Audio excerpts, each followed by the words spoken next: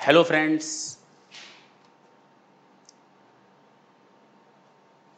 आज हम लोग कॉन्ट्रैक्ट कॉस्टिंग में पीछे देख भी रहा होगा, साफ साफ मैंने लिख रखा है कि this class is specifically for CS executive students.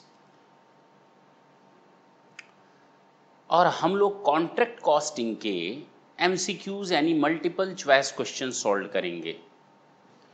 ये आप लोगों को अच्छी तरह मालूम है कि इसी तरह के क्वेश्चंस एग्जाम में पूछे जाते हैं। मैं अवॉइड करता हूँ, मैं ज़्यादा से ज़्यादा ये कोशिश करता हूँ कि बच्चों को सब्जेक्टिव और डिस्क्रिप्टिव पर कमांड हो जाए, बट बच्चों की एक आदत, नेचर यानी स्वभाव, they just want to have those type of knowledge, which type of knowledge is required, which type of questions are asked in the examinations. The main problem is that one. They always says that sir आपने ना means सब कुछ करा दिया, multiple choice question नहीं करा। अरे जब आपका बेस क्लियर होगा, बेबी को बेस पसंद है, जब आपका बेस क्लियर होगा तो ये टॉपिक क्या भला है जो आज हम टॉपिक पिक करने जा रहे हैं, कॉन्ट्रैक्ट कॉस्टिंग। यूल सी, मैं बार बार यही बोलूंगा, हमने कर लिया, आंसर इज दिस वन, हमने कर लिया, answer is this one, that's it. आप लाख क्वेश्चन ऑब्जेक्टिव टाइप के कर लो, रट्टा मार मार कर लो, कोई फायदा नहीं मिलेगा तब तक जब तक कि आपने अपने कंसेप्ट पर ग्रिप ना रखी हो।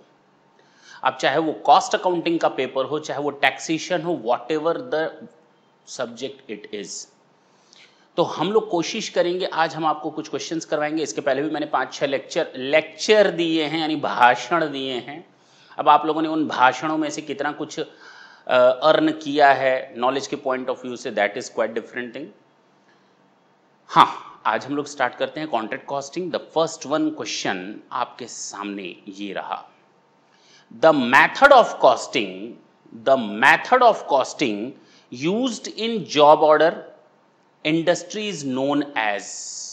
जॉब ऑर्डर की इंडस्ट्री में कौन से मेथड से कॉस्ट कैलकुलेट होती है? जॉब ऑर्डर इंडस्ट्री यानी for a specific job, customer oriented work, तो सर आपका आंसर जॉब कॉस्टिंग होगा।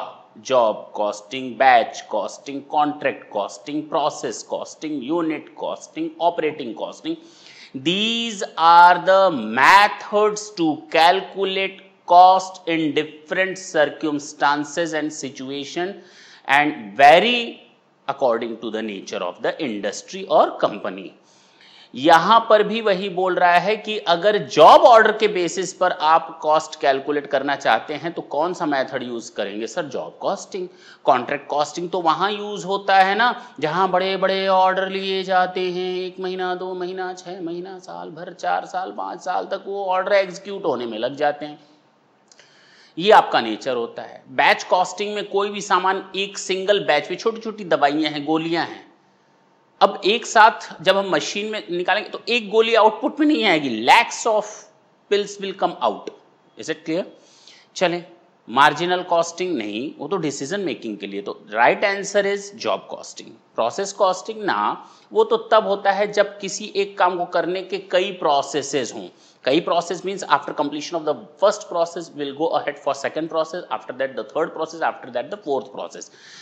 will have to start with the raw material and ends with the finished goods. The output of first process will become the input of the second process, the output of second process will become the input of the third process. This is the process costing. We are not considering over here the process costing. इस question ने साफ साफ बोला है the method of costing used in job order industries is known as job costing. चले, which of the following, question number 2, which of the following would best describe the characteristic of contract costing? इनमें से कौन सा contract costing को सबसे ज्यादा recognise करता है? Number 1, homogeneous product. No, contract में तो कभी बिल्डिंग, कभी रोड, कभी डैम, कभी कुछ बनता है, सिविल कंस्ट्रक्शन वगैरह। कस्टमर ड्रिवन प्रोडक्शन, जी हाँ बिल्कुल, मुझे लगता है ये सही जवाब है। कस्टमर ड्रिवन प्रोडक्शन का what ever the customer requires from us, we are ready to manufacture or produce that particular product according to the customer driven. Okay, this is your answer. I don't think so that we should go ahead for other options. Question number 3. In cost plus contract में क्या होता है? The contractor runs a risk of incurring a loss. Cost plus contract में contractor loss bear करता है. अरे नहीं sir, मैंने आपको थ्योरी में बता दिया था. The contractor is not able to quote a correct tender price or the contract price. That's why this type of situation arises. They can mutually agree on the basis of this one condition that whatever the cost will incur on the contract, the contractor have a right to well add the amount of profit over and above the cost. Now in these type of situations, the contractor would never incur a amount of loss. They are always in profit. This is the false statement. जी हाँ, false, not partly true. This is completely false. Cost plus contract. Okay, वही जो मैंने अभी कहानी बताई. Cost plus contract provides payment of the actual cost of work plus a stipulated profit. 100% true. यही तो मैंने अभी बताया. Cost plus stipulated profit. This is 100% true. Question number 5. अब आप में उसमें दिया है true, false, partly true और none of the above. तो this is 100% true. True. Question number 5. देखिए ना, कंसेप्ट क्लियर है, हमारा आंसर तुरंत आ रहा है. Question number 5. No profit on uncompleted contract. No profit on uncompleted contract is taken to profit and loss account if the value of work in progress is less than of contract. जब हम लोगों ने formula देखा था तो एक बात बताओ, कौन सी ऐसी सिचुएशन थी जहां पर हमने आपको ये बोला था कि we should not try to transfer even a single penny of profit in our costing PL account? Up to what extent of contract, completion of contract, we should never try to recognize any amount of profit. Sir वो 25% वाला था. जी हाँ, वो 25% वाला ही था. अगर हमने 25% से कम तक का अगर हमने अपने कॉन्ट्रैक्ट को कंप्लीट किया है और कुछ प्रॉफिट अराइज हो गया है, आपको 100% वो प्रॉफिट रिजर्व में ट्रांसफर करना पड़ेगा instead of transferring even a single penny in your PL account. Yes, next question number 6. हो गए 5 क्वेश्चन. यही है कॉन्ट्रैक्ट कॉस्टिंग. अगर आपने बेस बढ़िया कर रखा है तो हमें नहीं लगता इस समय कोई दिक्कत आ रही होगी. Question number 6, question mark dash आगे लिखा है इन अ कॉन्ट्रैक्ट. अब आपको प्रीफिक्स करना है. पहला वर्ड क्या होगा? In a contract provides that the contract price would be suitably enhanced on the happening of a specified contingency. कि इस सिचुएशन के अराइज होने पर ये कंटिंजेंसी अराइज होगी तो कॉन्ट्रैक्ट प्राइस उस हिसाब से बढ़ जाएगा. अरे सर, आपने ना जाते जाते जो लास्ट क्वेश्चन करवाया था ना, वो याद नहीं आ रहा सर हम लोग को. Escalation clause. जी हाँ जी, एस्केलेशन क्लॉज में मैंने आपको यही बताया था और हिंदी में मैंने वर्ड लिखा था सोपान वाक्य. याद आ गया होगा, नाम से ही कुछ स्पेसिफिक था, जिसमें हमने कहा था एस्केलेशन क्लॉज में कॉन्ट्रैक्टर और कॉन्ट्रैक्टी के बीच में यह एग्रीमेंट होता है कि चूंकि मार्केट अनसर्टेन है, कभी उसमें प्रॉफिट हो रहा है तो कभी उसमें प्राइस इंक्रीज हो रही है तो कभी प्राइस डिक्रीज हो रही है. तो प्राइस इंक्रीज और प्राइस डिक्रीज होने के कारण contractor is not capable to quote a correct और an accurate price of the contract. In those type of situation, again there is an option with the contractor to have escalation clause in the contract agreement. अगर contract agreement में एक escalation clause शामिल कर लिया जाए कि अगर material का दाम इतने % से बढ़ जाएगा तो कॉन्ट्रैक्ट प्राइस इतने % से बढ़ जाएगा, अगर लेबर कॉस्ट इतने % से बढ़ गया तो कॉन्ट्रैक्ट प्राइस उतने से बढ़ जाएगा. याद आया होगा लास्ट क्वेश्चन हम लोगों ने इसी बेसिस पर किया था कुछ. जी सर. Next question. तो अब हम बात करेंगे क्वेश्चन नंबर 7 की. क्या है ये question number 7? Contract in which reimbursement is based on actual allowable cost plus a fixed profit is called cost plus contract. मत बताइए सर, काम वही है, बस लैंग्वेज बदल कर फंसाना चाह रहा है और क्या. Question number 8. क्वेश्चन मार्क, आगे कुछ डिटेल्स दी हैं, मैं उन डिटेल्स को पढ़ रहा हूं, आपको प्रीफिक्स करना है word. It is means it की जगह आपको कुछ कुछ लिखना है। Is the aggregate cost relative to a single contract designed a cost unit cost plus contract? नहीं। Work certified? ना। Work uncertified? ना।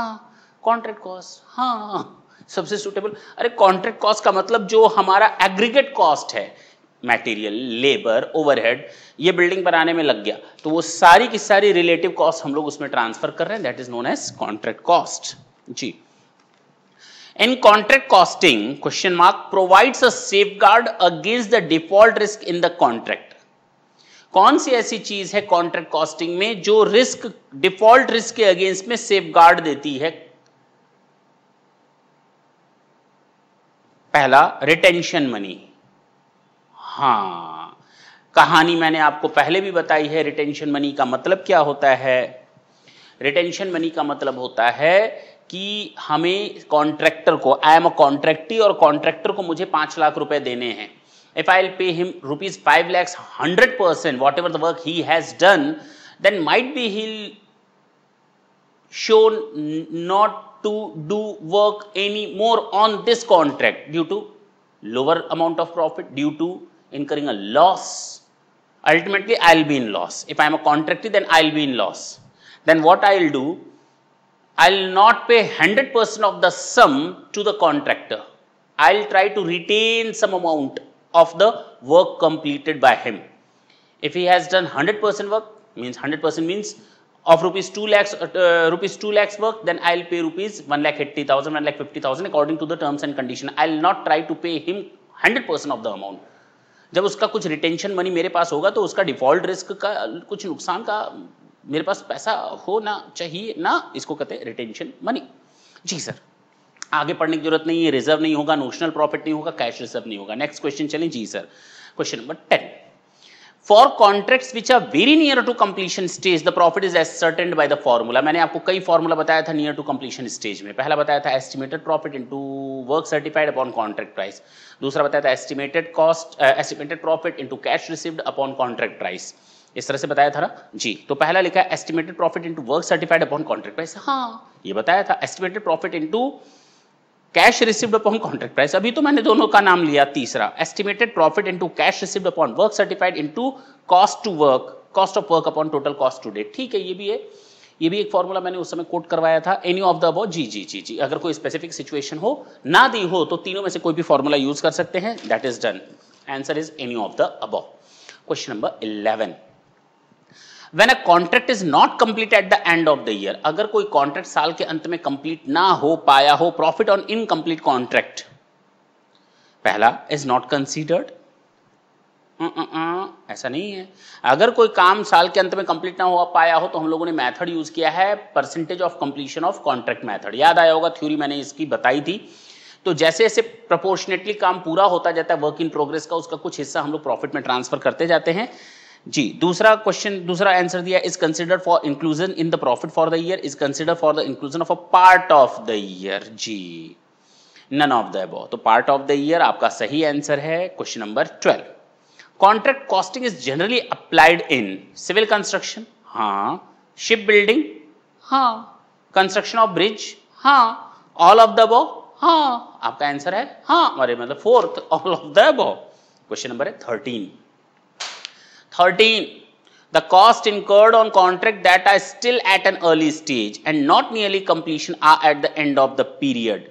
The cost incurred on contract, अगर कोई cost incur की गई है contract पे, ठीक है, that are still at an early stage, यानी complete अभी काम नहीं हुआ है, and not nearly completed are, अगर कोई काम आधा अधूरा हुआ है कॉन्ट्रैक्ट में तो हम उसको वर्क इन प्रोग्रेस के नाम से जानते हैं, टिक कर लेंगे, treated as work in progress. हमें आगे कुछ बोलने और बताने की जरूरत नहीं है, आप लोग तो वैसे ही होशियार हो। अरे भाई कुछ काम हो गया है लेकिन काम कंप्लीट नहीं हुआ है, this is known as work in progress under the contract system.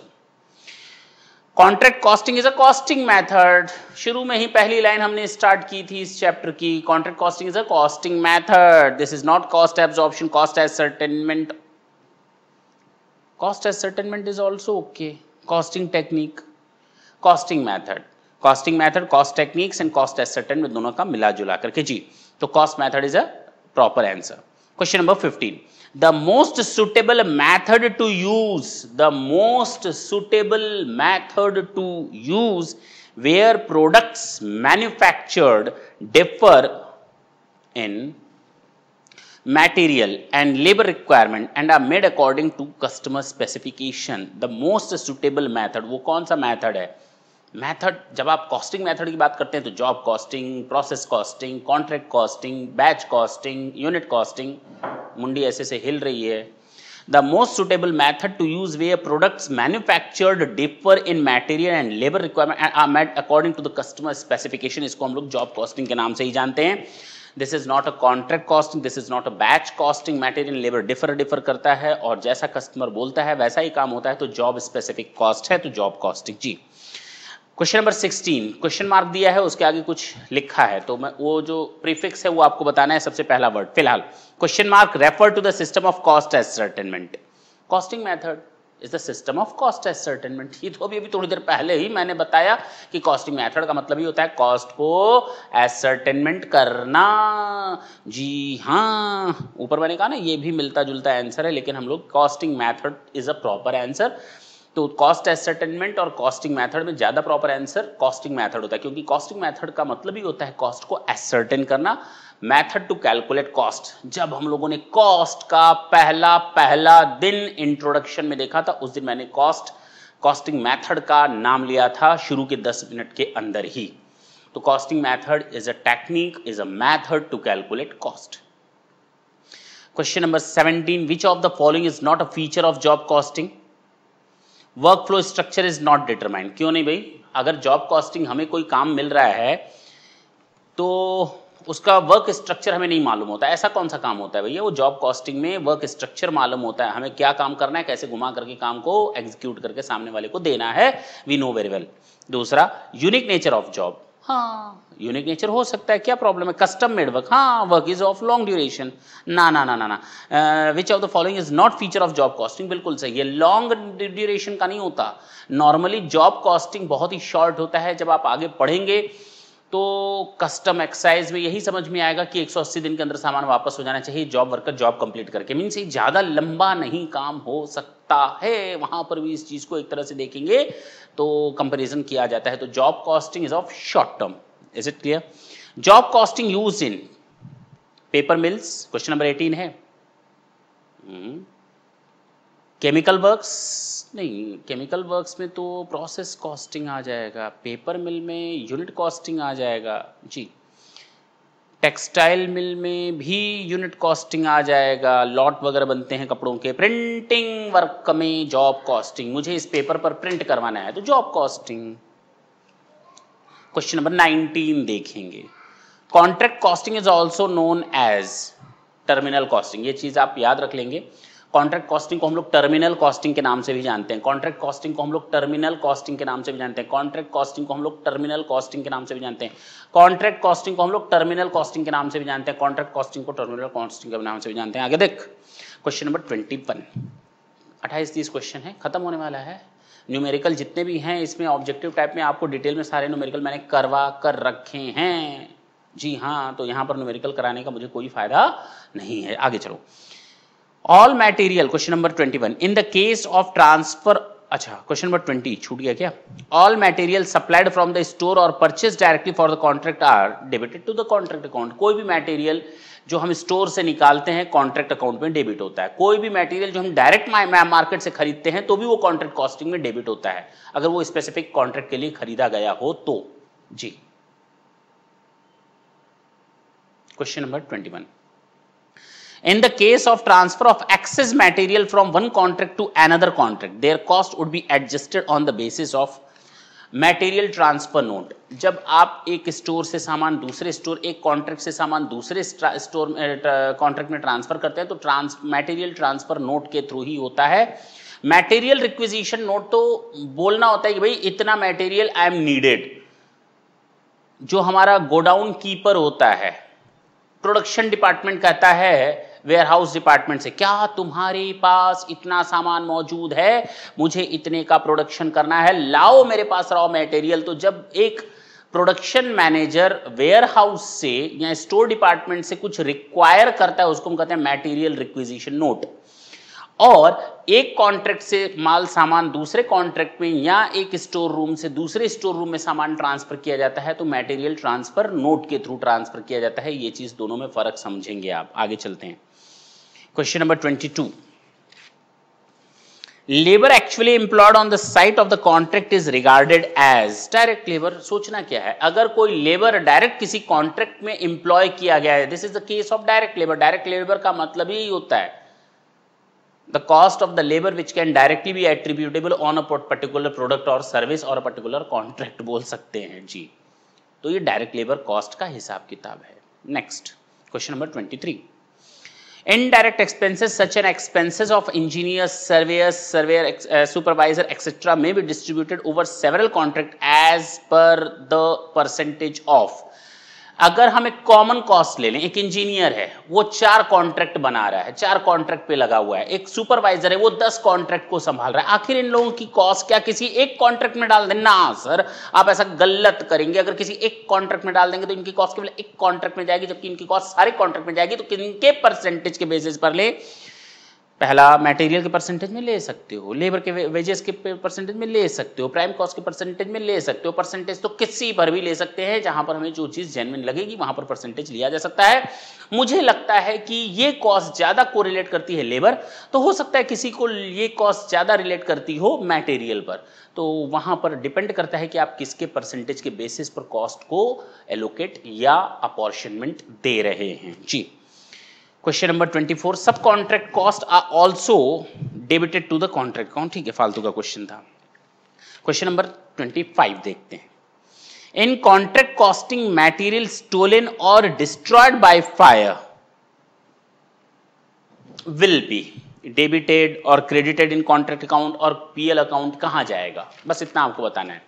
अगर कोई सामान जो कॉन्ट्रैक्ट पे रखा था आग से जल गया तो हम उस लॉस को कैसे शो करेंगे? ये तो पक्का है जितना डेबिट होना था। भाई किसी चीज की अगर कॉस्ट देखनी हो, ये पेन जब बन रही थी, ये पेन बन रही थी, सेम दोनों भाई हैं, ये नीला ये लाल। जब ये नीला पेन बन रहा था लाइट नहीं गई और इस पेन की कॉस्ट आई 5 रुपए। जब ये पेन बन रही थी तो लाइट चली गई, जनरेटर चलाना पड़ा, अब इसकी कॉस्ट आ गई 8 रुपए। मेरी बात ढंग से समझना। अब उसकी कॉस्ट 5 रुपए, इसकी कॉस्ट 8 रुपए। क्या हम इसको मार्केट में 8 रुपए पर बेचेंगे? मान लेते हैं 2 मिनट के लिए 8 रुपए पर बेचेंगे और उसको 5 रुपए पर बेचेंगे? नहीं सर, आपको तो दोनों एक ही पर बेचना पड़ेगा। तो आप बताओ ना कितने में बेचे? सर आपको दोनों को 5 के हिसाब से बेचना पड़ेगा। वो 3 रुपए तो एक्स्ट्रा कॉस्ट है, वो आपको बर्दाश्त करनी पड़ेगी। वही तो मैं भी बोल रहा हूं ना, ये 3 रुपए आपको अपनी जेब से बर्दाश्त करना पड़ेगा। और एबनॉर्मल लॉसेस और एबनॉर्मल गेन्स को हम कभी भी कॉस्टिंग का कॉन्ट्रैक्ट किसी भी कॉस्ट का हिस्सा नहीं बनाते। एबनॉर्मल लॉस एबनॉर्मल गेन्स कभी भी कॉस्ट का हिस्सा नहीं बनते। आगे चलें? जी सर, बिल्कुल आगे चल सकते हैं। Question number 26। Sum received from time to time during the completion of the contract is known as progress payment received. Work in progress है, धीरे धीरे पैसा मिल रहा है तो प्रोग्रेस पेमेंट रिसीव्ड। अरे भाई हमको धीरे धीरे, भाई जब काम आधा अधूरा है, मैं कॉन्ट्रैक्टर, मैंने आधा अधूरा काम किया तो मैंने लिखा वर्क इन प्रोग्रेस। और जब पैसा उसका आधा अधूरा मिलता है, जितना भी मिले, तो उसको हम कहते हैं प्रोग्रेस पेमेंट रिसीव्ड। ठीक है, आगे चले। Question number 27। Contract costing is a basic method of historical costing. देखते हैं आगे ऑप्शंस। प्रोसेस कॉस्टिंग, ना ना ना। Specific order costing, this is the correct answer, specific order costing. Contract costing तो स्पेसिफिक ऑर्डर होता है। कोई कहता है हमको रोड बनाओ, कोई कहता है ब्रिज बनाओ, कोई कह सकता है डैम बनाओ, कोई कह सकता है स्कूल बनाओ, कोई कह सकता है हॉस्पिटल बनाओ जी। तो स्पेसिफिक ऑर्डर कॉस्टिंग हम बोल सकते हैं। Question number 28। 2-3 क्वेश्चन और देख लेते हैं, otherwise topic is over. The degree of the completion of work is determined by comparing the work certified with the degree of completion of work। हमने आप लोग को इतने क्वेश्चन सॉल्व करवाए तो कंप्लीशन वर्क कैसे निकालते हैं, परसेंटेज ऑफ कंप्लीशन, तो हम लोग लिखते थे इतना काम हुआ, इतने रुपए का कॉन्ट्रैक्ट था। तो work in progress divide work certified divided by contract price, तो work certified divided by contract price, तो आप आंसर लिखेंगे कॉन्ट्रैक्ट प्राइस। वर्क सर्टिफाइड तो ऊपर दिया हुआ है, divided by contract price, this is your answer. बाकी ऑप्शंस पर देखने और जाने की कोई जरूरत नहीं है। Question number 29, in contract costing credit is taken only for a part of the profit on incomplete। आप पूरा प्रॉफिट नहीं ट्रांसफर कर रहे, आधा अधूरा प्रॉफिट आप ले जाते हो। वो फॉर्मूले 4-5 बताए गए थे, 25% तक, 25 to 50% तक, 50 to near to completion, near to completion stage में कुछ फॉर्मूले बताए गए थे। तो कहने का मतलब ये तब लगते हैं जब हमारा कॉन्ट्रैक्ट इनकम्प्लीट होता है। अगर कॉन्ट्रैक्ट कंप्लीट हो गया तो जितना प्रॉफिट आया आप पीएल में ले जाओ, जितना लॉस आया आप वो पीएल में ले जाओ, लेकिन अगर इनकम्प्लीट है तो उसका कुछ पार्ट ही तो हम ले जाएंगे पीएल में। जी सर आप बिल्कुल सही बोलते हैं, गलत तो आप बोलते नहीं। क्वेश्चन नंबर 30 देखेंगे, escalation clause in a contract to perfect the interest of contractor। भाई चाहे वो escalation clause हो, चाहे वो cost plus contract हो, दोनों किसके बेनिफिट के लिए बनाए गए? एक तरह से कॉन्ट्रैक्ट को लॉस, कॉन्ट्रैक्टर को लॉस ना होने पाए तो कॉन्ट्रैक्टर के बेनिफिट में बनाए गए हैं in totality. Question number 31, in contract costing payment of cash to the contractor is made on the basis of। सामने वाला मुझे पेमेंट कर रहा है किस बेस पर? कॉन्ट्रैक्ट प्राइस ना, work certified, not work uncertified. Work certified के बेसिस पर ही मेक्स पेमेंट टू मी। जी हाँ, मैंने जितना उसको रिपोर्ट दिया, मैंने आपको फर्स्ट क्लास में ही, फर्स्ट लेक्चर में ही आपको ये पूरी कहानी बता दी थी। मुझे पेमेंट किस बेसिस पर मिलता है? Work certified. वो पूरी स्टोरी आपको मालूम होगी, याद होगी। आगे चलते हैं, फालतू के क्वेश्चंस हैं और मैंने आपको पहले भी बताया कि हम लोग को करने से ज़्यादा फायदा है नहीं, लेकिन चूंकि आप जिद्दी हैं, शैतान हैं, तो आपको ये मैंने इसीलिए बताया ताकि आपको ये समझ में आए कि हमारा बेस तो वही है और वो बेस अगर क्लियर है तो हमें इन सब चीज़ों में कोई दिक्कत आने वाली न को। लास्ट क्वेश्चन है, question number 32, cash received on contract is credited to. Work WIP से कम कर दो ना बैलेंस शीट में। जी, कॉन्ट्रैक्टी अकाउंट देखो ना, हम लोग जब बैलेंस शीट, हमने लास्ट क्वेश्चन यही बनाया था बैलेंस शीट में कि कॉन्ट्रैक्टी अकाउंट लिखा था ना, जितना कैश मिलता है उसमें से माइनस कर देते। कॉन्ट्रैक्टी से पैसा मिल रहा है, इतना कैश मिल गया, उसको उसमें से माइनस कर दो। आखिर कैश कौन दे रहा है? मान लो मुझे तुम्हें देना है 5,000 रुपये, तो मैं एंट्री करूंगा तुम्हारा खाता डेबिट टू सेल्स, ठीक है ना, यही तो करेंगे।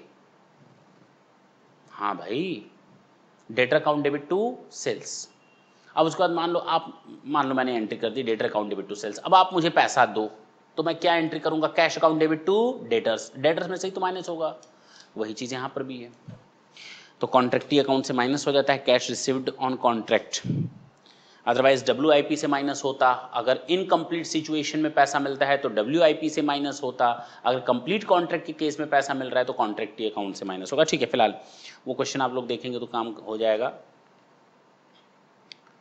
Contract costing is not use in the following industry. Ship building में कॉन्ट्रैक्ट कॉस्टिंग लगता है, सिविल कंस्ट्रक्शन में कॉन्ट्रैक्ट कॉस्टिंग लगता है, कंस्ट्रक्शन ऑफ ब्रिजेस में कॉन्ट्रैक्ट कॉस्टिंग लगता है, ऑटोमोबाइल में नहीं लगता ना। जी, चैप्टर इज ओवर।